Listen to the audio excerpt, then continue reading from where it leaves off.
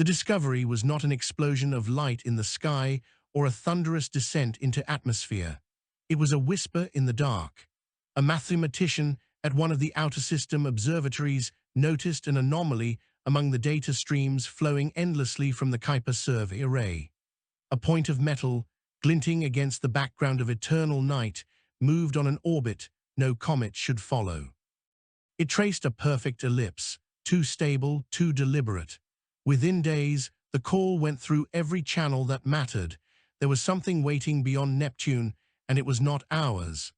Verres Wren had never expected his studies of language and cognition to land him in the middle of such a discovery. He was 38 years old, a man with a scholar's patience but restless eyes, and he had spent his adult life tracing the deep patterns of human speech. His interest had always been the root, why words existed at all, why minds yearned to externalize thought.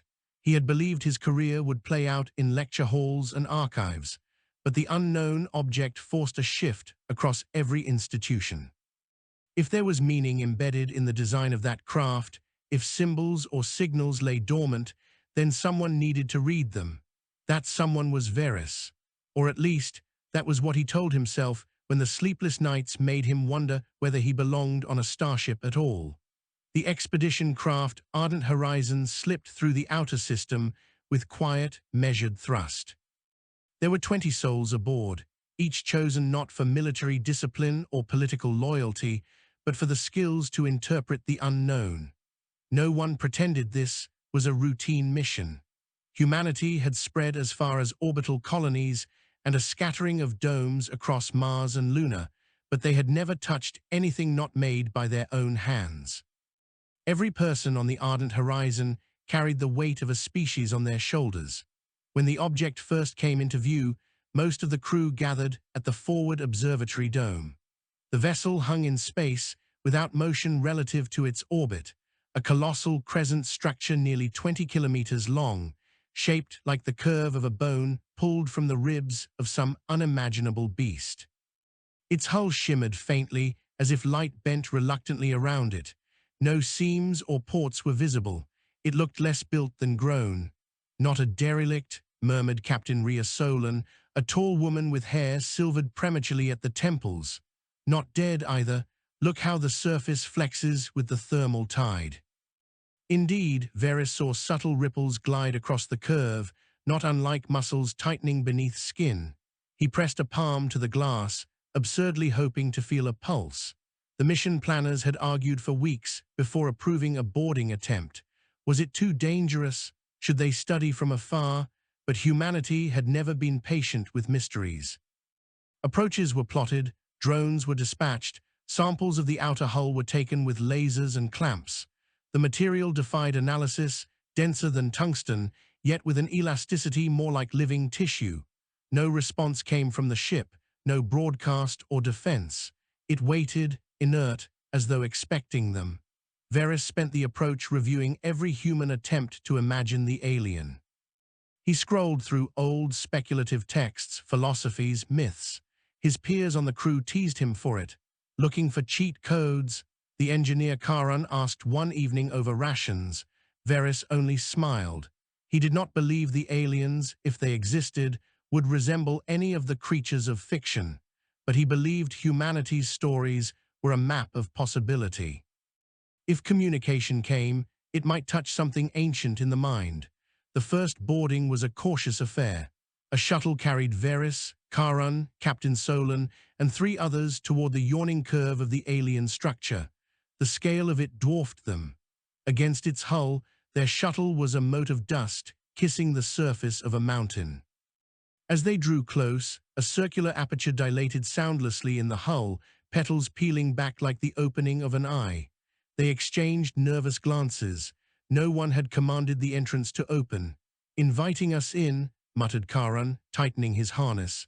"Either hospitable or hungry." The shuttle eased inside.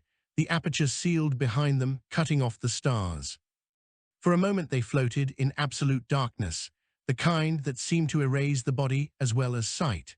Then lines of pale blue light spread along the walls, revealing a chamber vast enough to hold the shuttle 3 times over.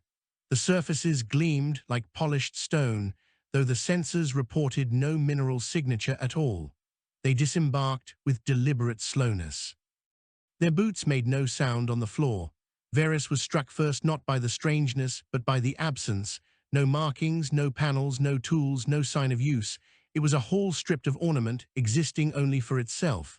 Captain Solon activated her comm. Recording begins now. First contact log. We are inside the structure. No resistance. No environmental hazard detected. Her voice steadied Varys. He forced himself to breathe evenly. He wanted to speak, to call out, as if words could coax the silence into answering. But he knew the futility. Language was a bridge only when both sides desired crossing. They advanced deeper. The corridors curved gracefully as though carved by flowing water. Each passage branched into others, an organic labyrinth. And yet Varys felt there was intention, as if the ship wanted them to move along a particular path. He could not explain the sensation. Perhaps it was the subtle pulsing of the walls, rhythmic, like a heartbeat guiding them. Hours passed. They mapped only a fraction of the structure. Still, the sense of design persisted. The corridors funneled them eventually into a chamber unlike the others. Here at last stood something unmistakably deliberate, a column of crystal, 3 meters tall, filled with shifting motes of light. The motes swirled and aligned, forming fleeting geometric constellations before dissolving again. Varys stepped forward. He felt a tug inside his skull, a pressure at the base of thought, as if the lights probed him. He whispered without meaning to, "It is listening." Charon frowned. Sensors show no emission, but Varys was certain. The patterns in the crystal grew more intricate as he stood near. They coiled like sentences forming, only to collapse before completion. He raised a hand, hesitant. The others tensed. He touched the surface. Light exploded across the chamber, wrapping him in brilliance. He heard no sound, but meaning surged like a tide. Images not of shapes or places, but of feelings, longing, regret, anticipation. They burned across his mind, too vast to fully comprehend. He staggered back, gasping. Solon caught his arm. What happened? Varys struggled to form words. They left something here, not alive, not fully, but aware, like a message that rewrites itself while you read. The crystal dimmed, returning to its soft swirl. Varys pressed his palms against his eyes, trying to anchor himself. He had felt more than contact. He had felt recognition, as though whatever intelligence lingered within the column had expected him. Not humanity broadly, but him specifically. The team returned to the shuttle with mixed emotions, exhilaration, fear, confusion. Data flowed back to the ardent horizon, where specialists pored over the readings. None could explain the resonance Varys had felt, but the captain made her decision. They would stay. This vessel was no derelict. It was a library, a trial, or perhaps both, and humanity had been invited inside. The days that followed blurred into one another. Exploration teams mapped sector after sector of the alien craft. They found more crystal columns, each emitting different patterns of light. Some triggered nothing. Others sent waves of disorientation through the minds of those who touched them. Varys spent hours before them, coaxing fragments of coherence. He began to notice recurring motifs, spirals intersecting at precise ratios, cascades of light resembling the branching of trees. It was not language in the human sense, but it was structured, intentional. At night, in his narrow bunk, he replayed the impressions in his mind. They were not memories, not images of the beings who had built this place. Instead, they were emotions distilled, encoded, as if feelings themselves were the universal tongue. Varys wondered whether this was how they had communicated with each other.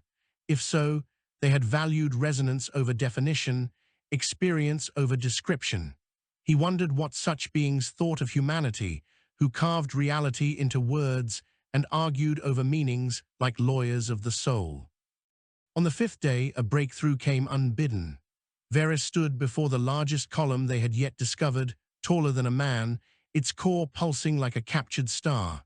He whispered to it, not in English, but in fragments of every tongue he had studied. Ancient Akkadian, the clipped phrases of Old Mandarin, the rolling cadences of Yoruba, the phonemes of languages long extinct. He spoke not to be understood, but to offer the breadth of humanity's voice.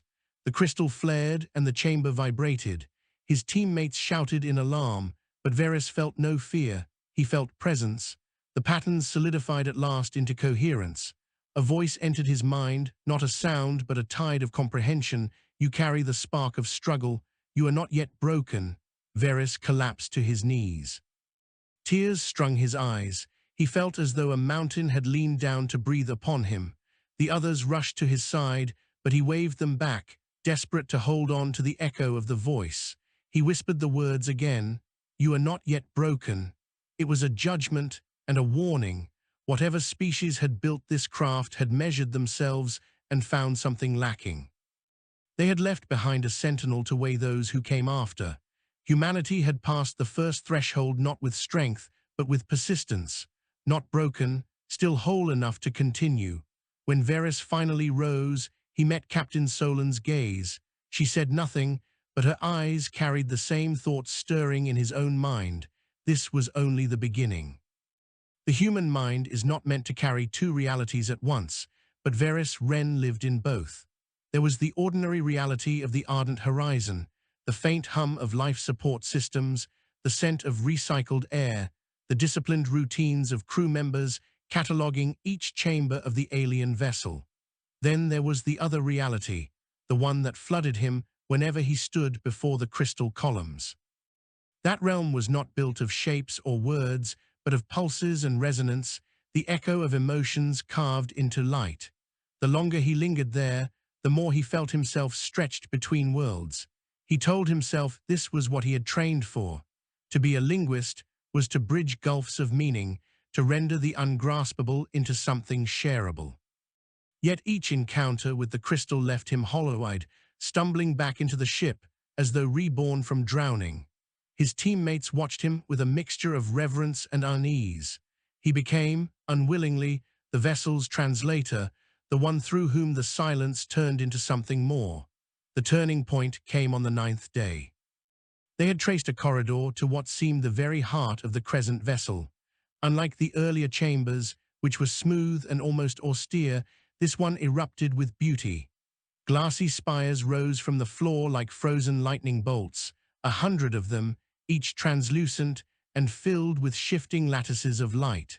The chamber was a forest of memory. Even the most hardened engineers paused to whisper at the sight. Karan reached toward one of the nearest spires.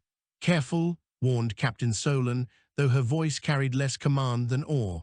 "Wait for Varys." Varys approached slowly. The air here felt different, as though charged with invisible currents. Each spire pulsed faintly in its own rhythm, some fast as a racing heart, others slow and steady. He felt drawn to one near the center, taller than the rest, its core a deep amber glow. When his hand brushed its surface, the rush came again.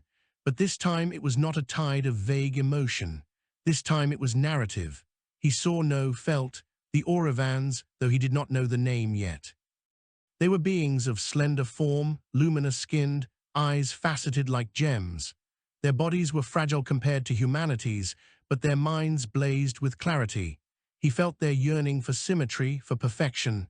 They shaped themselves through millennia, shedding imperfections as though chiseling marble from stone. Disease vanished, hunger faded, conflict dissolved.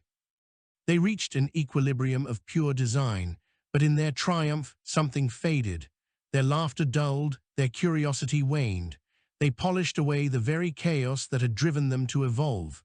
He felt their awareness of the loss, their desperation to ignite the spark again. They built these vessels not as homes, but as mirrors, structures to test those who would come after. Perhaps another race would carry the vitality they had bled away.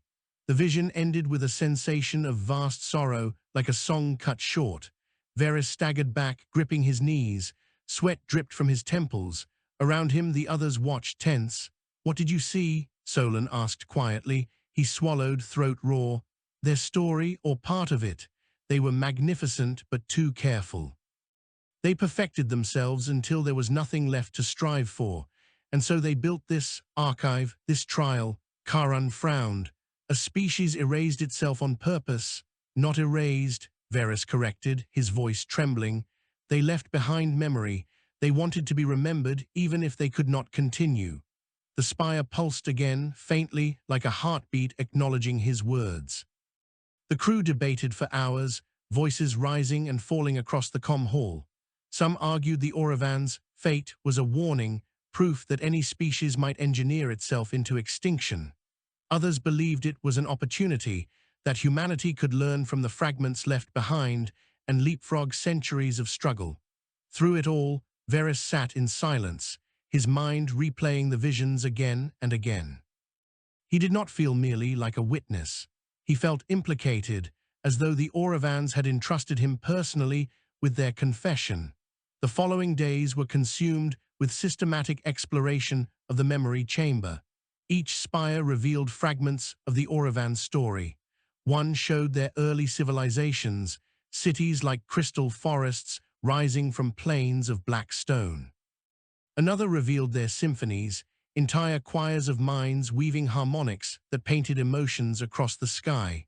Yet another displayed their final centuries, when their bodies had grown too delicate, their minds too controlled, their passions dulled to whispers.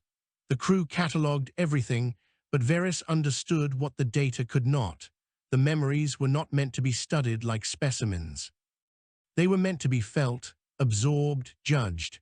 The judgment came sooner than expected. On the 12th day, while Varys communed with one of the spires, the chamber trembled. At first he thought it was his own disorientation, but the others shouted in alarm as the glassy columns flared to violent brightness. From the floor erupted shapes of light and metal, coalescing into figures, tall, faceless guardians with limbs like blades. They radiated menace, though no sound issued from them. Weapons were useless. The crew had brought none. Solon ordered a retreat, but the guardians blocked the exits. Their forms shifted, fluid, always barring the path. One stepped forward, raising an arm. A pulse of force hurled Karan against the wall. He slumped, groaning. Varys's instincts screamed at him to run, but a deeper pull held him. He felt the Guardians' presence in his mind, not as language but as demand. They were not here to kill. They were here to test. He shouted above the chaos, "They want us to prove ourselves." Solon's eyes snapped to him. "How, I don't know." He turned back to the Guardians, heart hammering, "but not with violence. That is not what they value." He approached slowly, hands spread. The nearest Guardian tilted its faceless head. Varys felt a rush of images, collapse, despair, endurance. The meaning crystallized. "Show us that you endure." He thought of humanity's history, of plagues survived, of wars endured, of exploration across oceans and stars. He thought of the stubborn refusal to surrender even when logic demanded it. With all his will, he pushed those memories outward, imagining them filling the chamber like a flood. He spoke aloud, voice shaking. "We break, but we rise again. We bleed, but we walk forward. We are unfinished, and that is our strength." The Guardians shivered. Their forms wavered, then dissolved back into light. The chamber stilled. Only the faint pulse of the spires remained. The crew erupted in ragged relief. Karan groaned as medics checked him, but he was alive. Solon exhaled sharply, staring at Varys. "You spoke to them." "Not with words," Varys murmured. His hands trembled. "With what it means to be human." That night, as the ardent horizon rotated in silent orbit beside the alien vessel, Varys lay awake, staring at the curved ceiling of his cabin. His body ached from the strain, but his mind spun with a single realization. The Orovans had not built mere archives. They had built trials, each designed to probe qualities they had lost. Strength, resilience, passion, imperfection, qualities that could not be engineered, only lived. Humanity was being measured. But for what end? To inherit their legacy, to repeat their mistake, or to surpass them entirely? As sleep finally claimed him, Varys whispered the question into the darkness, though no answer came. The only reply was the endless hum of the alien vessel, waiting, watching, judging. The Guardians never returned, but their absence was not a comfort. It was a reminder. Varys Wren felt it in his chest as he walked the corridors of the alien vessel. Every step, every breath, Every thought was being weighed by unseen scales. Humanity had survived one test, but survival was not the same as triumph. Somewhere within the crescent ship, a will lingered, old and patient, waiting to judge further. Captain Rhea Solon kept the crew moving with the precision of a conductor guiding an orchestra. Each day was divided into exploration shifts, cataloging runs, and debriefings aboard the ardent horizon. Yet beneath her calm orders, Varys sensed her vigilance sharpening. The alien vessel was no tomb. It was alive with purpose, and Solon was determined that her crew would not be caught unprepared again. The memory chamber became Varys's second home. He wandered between the spires like a pilgrim through a cathedral, pressing his hands to their smooth surfaces, letting visions spill into his mind. Some were gentle, dreams of Auravan gardens where blossoms unfurled to the rhythm of music. Others were harrowing, such as the image of a child's form unraveling into pure light as genetic perfection erased individuality. Each vision was a fragment of the larger truth. The Auravans had not only perfected themselves, they had perfected away their will to live. Karan often accompanied him, though the engineer lacked Varys's sensitivity to the spires. "You get poetry," Karan muttered one day as Varys reeled from another vision. "I get static, flickers of shapes that vanish when I blink. It's like they know who's worth talking to." Varys shook his head. "Not worth, just different resonance. Language needs both speaker and listener. You're tuned to structures, I'm tuned to meanings." Karan chuckled grimly. "Then let's hope meaning matters more than wiring." The third trial came without warning, 2 weeks into their exploration. The crew had ventured into a new section, a chamber whose walls gleamed with metallic veins. The veins pulsed faintly, carrying some fluid that glowed like molten gold. At first it seemed decorative, until the floor trembled beneath their boots. The veins brightened, spreading like fire across the walls, converging toward the ceiling. A low vibration shook the chamber. Solon barked into her comm. "Report." The reply came from the science team. "Energy surge, spreading through the vessel's core. We cannot dampen it." The chamber sealed itself. Doorways closed with seamless finality, trapping Varys, Solon, Karan, and 4 others inside. The veins pulsed faster, and the air thickened with heat. Panic flickered in the crew's eyes. Karan slammed his fists against the sealed exit. "We need to get out." "No," Varys whispered. He felt the pressure again in his skull, that insistent probing. The chamber was not malfunctioning, it was watching. The veins burst with brilliance, and the walls dissolved into light. The crew found themselves standing not in a chamber, but in an open plain under a storm-dark sky. Lightning split the clouds above. The ground cracked with rivers of molten gold. It was not real, but it felt real enough. The heat seared their skin, the wind howled with fury. A voice thundered, not a sound, but comprehension filling their minds.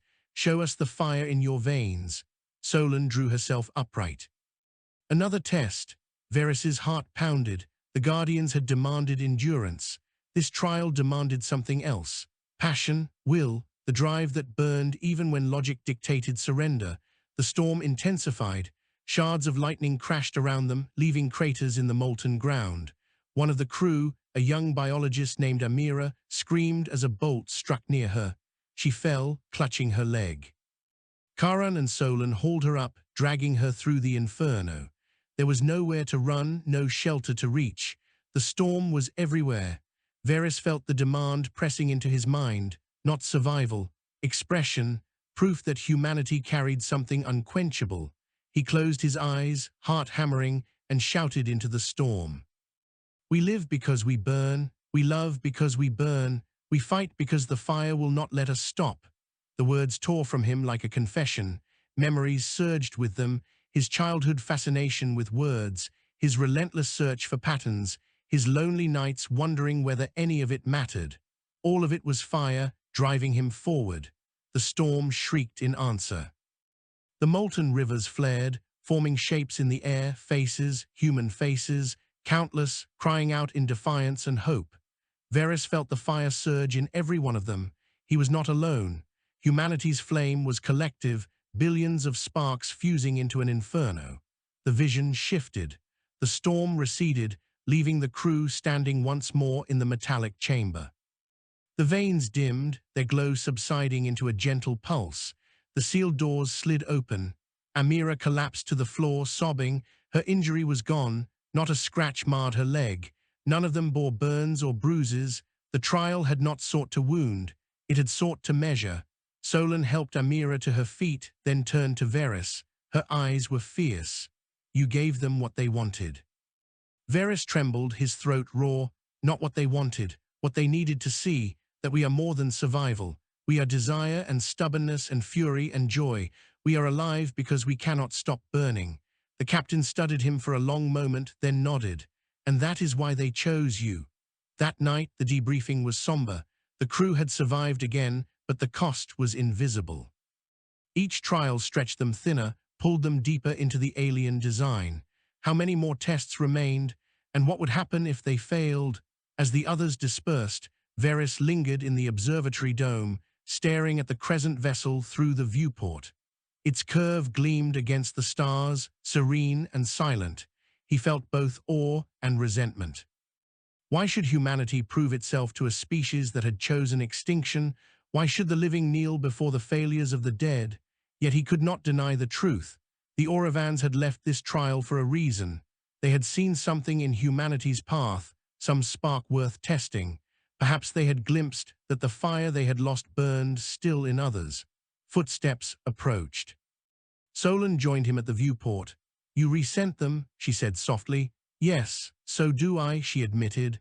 But perhaps resentment is part of the test. If they wanted obedience, they would have chosen another species.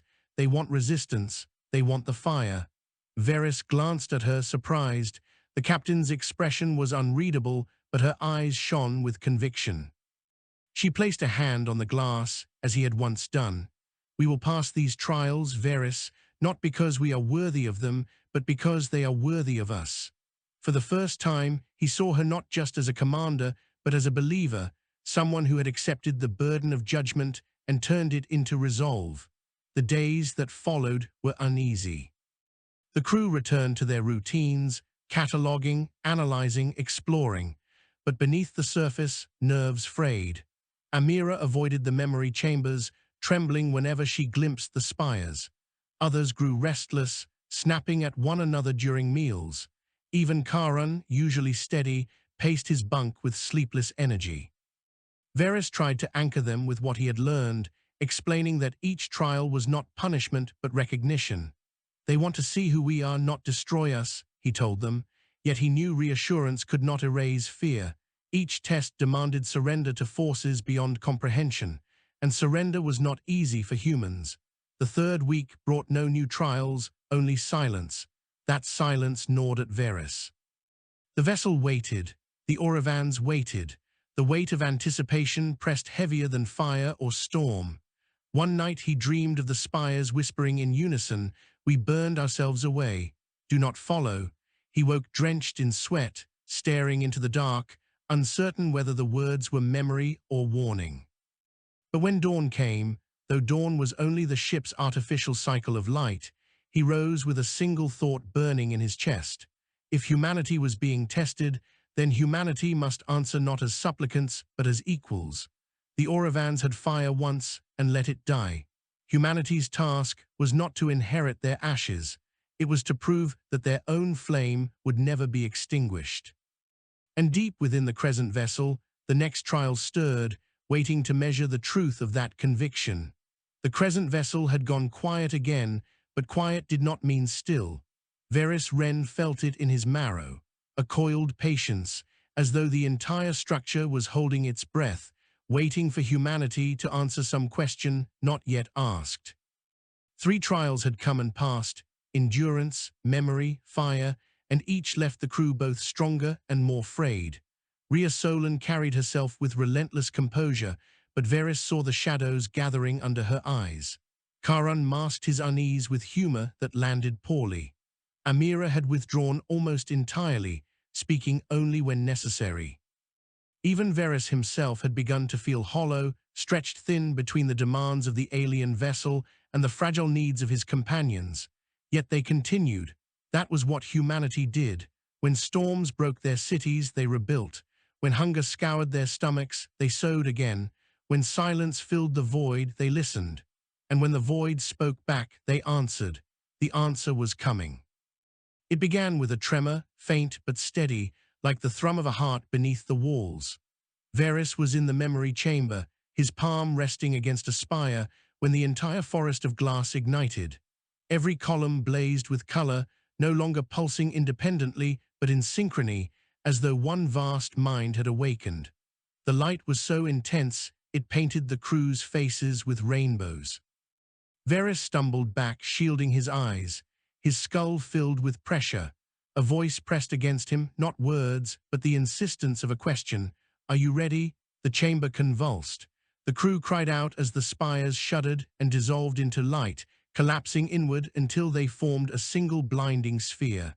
The sphere swelled, engulfing them, and then the world fell away. They stood on a vast plain under a sky ablaze with stars.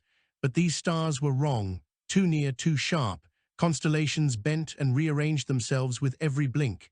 The horizon curved impossibly, like the inside of a colossal dome. Solon steadied her breath. "Simulation again?" "No," Varys whispered, though he could not explain how he knew. "This is the vessel's heart." The ground rippled. From it rose a shape vast and luminous, a figure of interwoven light towering over them. Its form shifted constantly, slender, angular, radiant, sometimes almost humanoid, sometimes wholly alien. When it spoke, it was not with sound but with the force of comprehension. "You have endured, you have burned, now you must choose." The crew exchanged tense glances. Solon stepped forward. "Choose what?" The figure's radiance intensified. "We are the Auravans. We made ourselves perfect, and in so doing unmade our will. We left behind vessels such as this, to seek those who might inherit our knowledge. You have shown endurance, memory, fire, but the final trial is not ours to define. It is yours. Choose what it means to be infinite." The plane dissolved. The crew found themselves surrounded by visions. Earth, spinning blue and green beneath clouds. Humanity's cities, sprawling across continents and orbiting colonies. Faces upon faces, billions of them, laughing, crying, fighting, loving.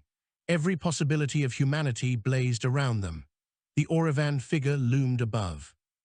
"Will you inherit what we left, our knowledge, our design, our perfection, or will you walk another path?" The crew erupted into argument.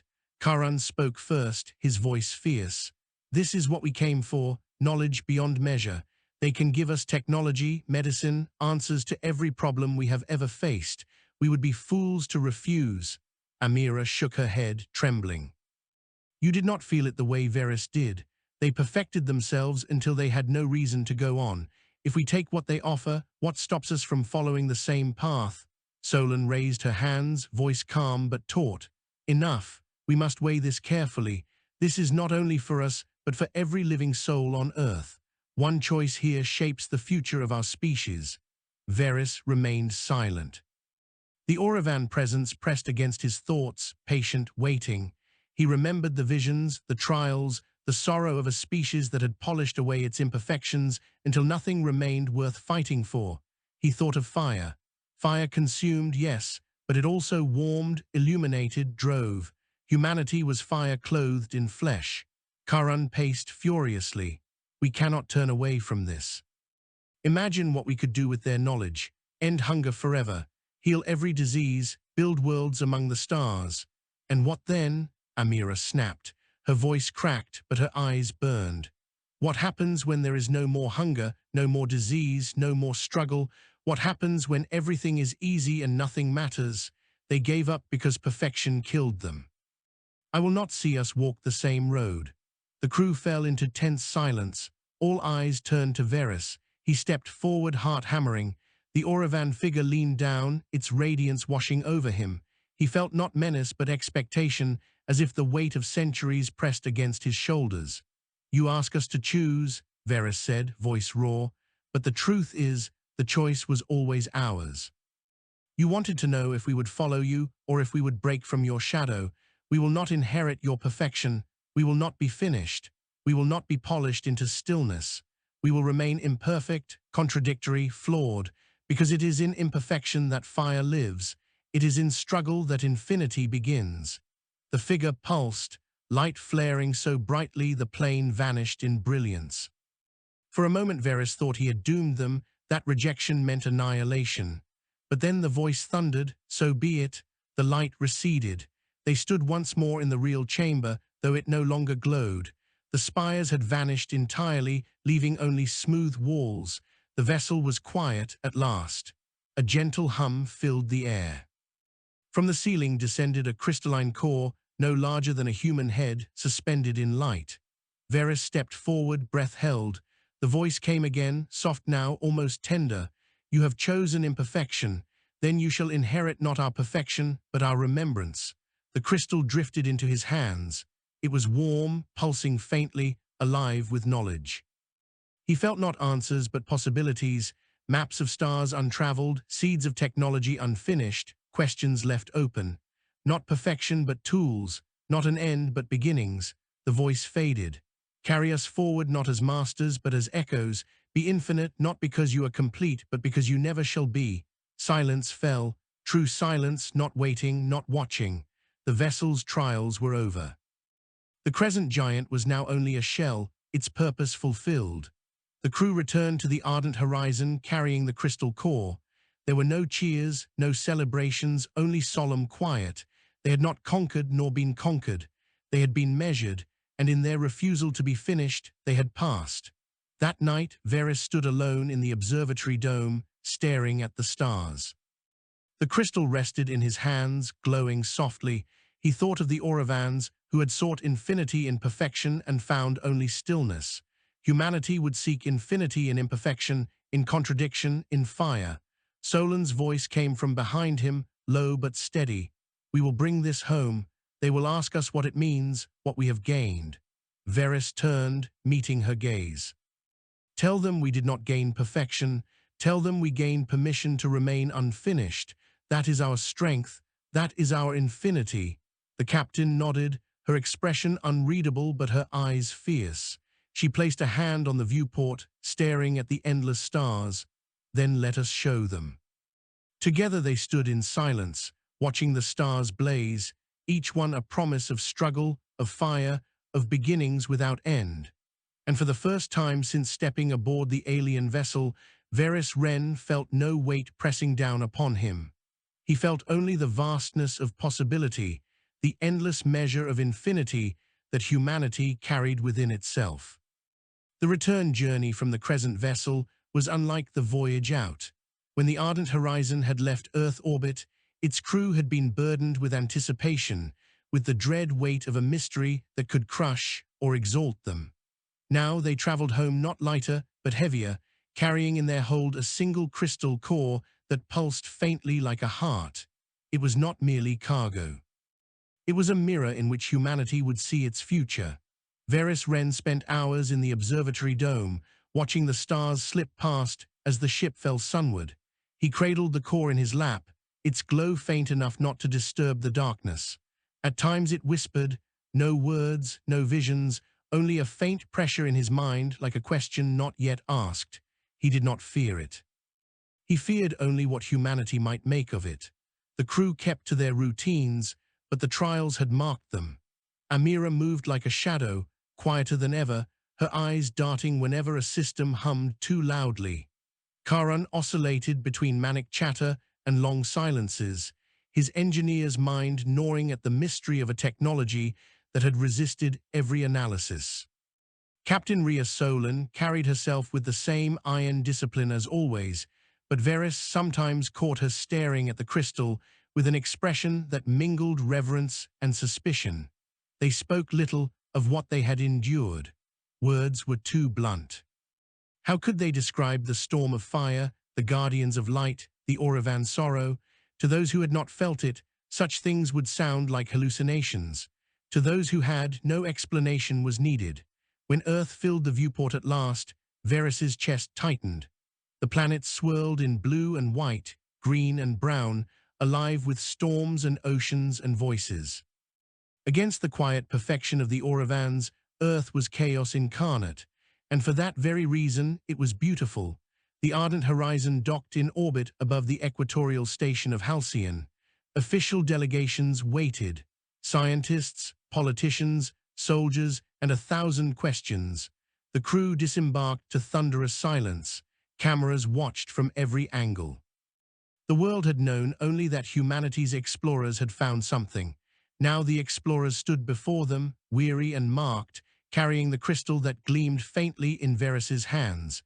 An official stepped forward, draped in the insignia of the Planetary Council. His voice was solemn, rehearsed. "You have returned from the unknown. What have you brought us?" Varys raised the crystal. It pulsed once like a heartbeat. Gasps rippled through the gathered assembly. Solon's voice carried like steel. "We have brought not perfection, but a choice. Not answers, but questions. Not an end, but beginnings." Murmurs swelled. Varys could almost hear the minds behind those eyes calculating, hungering. They wanted technology, weapons, cures, miracles. They wanted what Charon had argued for, the power to solve every problem. But Varys remembered the Orovans' sorrow, the hollow perfection that had killed their will. He could not let humanity make the same mistake. He stepped forward, cradling the crystal. His voice shook, but did not break. "This is the remembrance of a species that perfected itself into silence. They ask us not to follow, but to choose. We will not inherit their perfection. We will inherit their unfinished questions, their maps of stars, their seeds of invention. But the answers will remain ours to forge, through struggle, through failure, through fire." Some faces frowned, unsatisfied, others lit with awe. The crystal pulsed again, as though in agreement. The weeks that followed blurred into storm. Scientists descended upon the crystal with instruments and models, dissecting its every pulse of light. Politicians argued in council chambers, each faction claiming authority to decide its use. The media flooded every channel with speculation, salvation, danger, hoax. Through it all, Varys felt himself drifting. He had been the vessel's translator, but now his words were being drowned in 1,000 competing voices. He watched as carefully phrased warnings became slogans, as nuance collapsed into propaganda. "Orovan gift," some called the crystal. "Orovan curse," said others.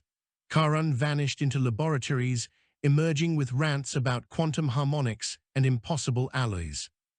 Amira left the project entirely, retreating to a remote colony where silence still existed. Solon testified before councils, her voice calm but edged with warning. "This is not a weapon. This is not a shortcut. This is a mirror." Few listened. Varys tried to anchor himself in the crystal's faint pulse. He spent nights alone with it, whispering questions into the glow, seeking comfort in the echo of the Orovans. But the crystal never gave answers, only possibilities, and possibility was more dangerous than any weapon. The first breakthrough came 3 months later. A team of engineers deciphered one fragment, a method of channeling energy through crystalline lattices with no measurable loss. Infinite efficiency, at least in theory. It could power cities, fleets, colonies. It could also power weapons capable of scouring planets. Debate erupted. Some demanded immediate application, arguing that Earth's fractured nations could finally unite under abundance. Others warned that abundance would only magnify conflict. Varys listened, hollow. The Orovans' warning echoed in his skull. "We perfected ourselves until nothing remained to strive for." He remembered the storm trial, the demand for fire. If humanity surrendered struggle, it surrendered itself. One evening, Solon found him alone in the observatory of Halcyon Station, staring down at Earth's glowing curve. She carried no insignia now, only a simple jacket, her silvered hair tied back. She stood beside him in silence until he spoke. "They do not understand," Varys whispered. "They think infinity lies in answers, but it lies in questions. They want to inherit perfection, but perfection is death." Solon's gaze was steady. "Then we must remind them, again and again if we must. How one voice against billions?" "Not one voice," she said softly. "Many. The Orovans gave you their echo because you could hear it. Now you must make others hear, not with proof, with fire." Her conviction rekindled his own. Words alone could not bind a species, but but stories could. Humanity had always been moved not by equations, but by myths. If he could shape the Auravans, warning into story, into legend, perhaps it would burn in the minds of those who hungered too blindly. And so Varys began to speak, not in council chambers, where his words were twisted, but in halls and forums, in schools and colonies. He told the story of the Auravans, not as cold data, but as a tale, of a people who sought perfection, who shed every flaw until they shed the will to live, who left behind a trial not to offer salvation, but to ask a question. He told of humanity's choice to remain unfinished, to find infinity not in completion, but in struggle. Some dismissed him as a romantic, a dreamer. Others listened. More and more gathered, drawn not by the promise of answers, but by the dignity of imperfection. The firekeepers, they called themselves, those who vowed to guard the fire of humanity against the chill of perfection. Charon confronted him once, furious. "You are wasting what they gave us. We could build wonders, Varys, end every scarcity." Varys's voice was gentle but firm. Scarcity drives creation. Struggle drives love. Without them, we become hollow. Wonders are nothing if we forget why we build them. Charon stormed away, but Varys saw the doubt flicker in his eyes. Years passed. The crystal yielded fragments of knowledge, but never fully, never without resistance. It seemed to withhold, as if aware that too much too quickly would poison. Humanity used what it learned to build cleaner energy, to heal certain diseases, to extend exploration. But never did the crystal offer perfection. Always questions, always unfinished. The legend of the Auravans grew, shaped by Varys's words and the stories of those who carried them onward. The Firekeepers became not an order but a culture, a reminder whispered in classrooms and written in poems. We are infinite because we are unfinished. Varys aged. His hair silvered, his hands trembled, yet the crystal still pulsed faintly in his care, as though bound to him. Some demanded it be transferred to research archives, but the council decreed otherwise. The crystal responds to him, they said. He is its voice. In time, he no longer traveled to speak. Others carried the story now. He watched from a quiet home on the rim of the Martian dome, the crystal resting beside his bed, glowing faintly like an ember. On his final night, Varys dreamed of the spires once more. The Auravan presence returned, gentle, sorrowful. You carried our remembrance well. He smiled in the dream. We carried fire, yours, ours, and more yet to come. The presence faded, leaving only warmth. When Varys Wren's heart stilled, the crystal pulsed once, bright enough to fill the dome with light. Then it dimmed, silent at last. Humanity carried forward without it, but not without the fire he had kindled. Centuries later, explorers would look back on the tale of the Auravans not as history but as myth, the story of how humanity chose imperfection and in doing so claimed infinity. Ships would sail between stars, their hulls etched with words in dozens of languages, unfinished, therefore infinite. And always, in the marrow of their being, humanity carried the fire, not because they were perfect, but because they never would be.